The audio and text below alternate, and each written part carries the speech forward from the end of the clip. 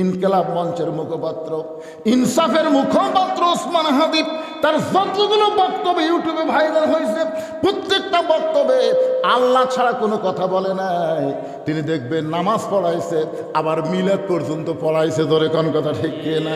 সে ওসমান হাদিকে যারা হত্যা করলো, আল্লাহ বলতেছে ওসমান হাদি মরে নাই, ওসমান হাদি মরে নাই, বরং তাদেরকে তাকে যারা মৃত্যু বলবে এরা হলো বোকা, ওয়ালাকিল্লা তাশরুন, তারা বোঝে না। আমি আল্লাহ বলতেছি ওসমান হাদি অমর হয়ে গেছে। আপনারা বলেন তো, সর্বপ্রথম হাসিনার বিরুদ্ধে যিনি আমাদের রংপুরে জীবন দিয়েছে তার নাম কি? আবু সাইদ।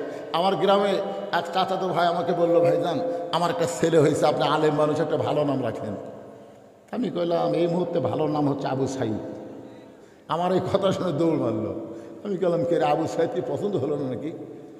কিছুক্ষণ পরে এসে আমাকে 500 টাকা দিয়ে বলতে, ভাইজান এত সুন্দর নাম রাখছেন আবু সাইদ, আমি খুশি হয়ে আপনাকে 500 দিলেন। এখন আমার গ্রামের 3টা ছেলে নাম রাখছে, একটার নাম ইয়ামিন, একটার নাম মুগ্ধ, একটার নাম আবু সাইদ। তাহলে এরা কি মরিছে? প্রত্যেক ঘরে ঘরে আবু সাইদ, মুগ্ধ, ইয়ামিনের জন্ম হচ্ছে। আমার সম্পর্কে খালা, তার এক মেয়ের বহু তদবির করার পর একটা মেয়ে হয়েছে।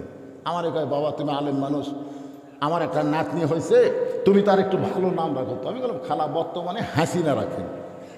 সেই খুশি হাসিনা, বুঝলেন? খালা খালি গদ গদ করতেছে। আমি কয় খালা কি হয়েছে? তুই আলেম না জালেম রে, তোর কাছে একটা ভালো নাম শুনবার চাইলাম আর তুই খুনি হাসিনার নাম কইলি। এখান থেকে প্রমাণ হলো হাসিনার নাম ওরাও পচে গেছে, আবু সাইদ মরার পরে অমর হয়ে আছে। জোরে কোন কথা ঠিক না?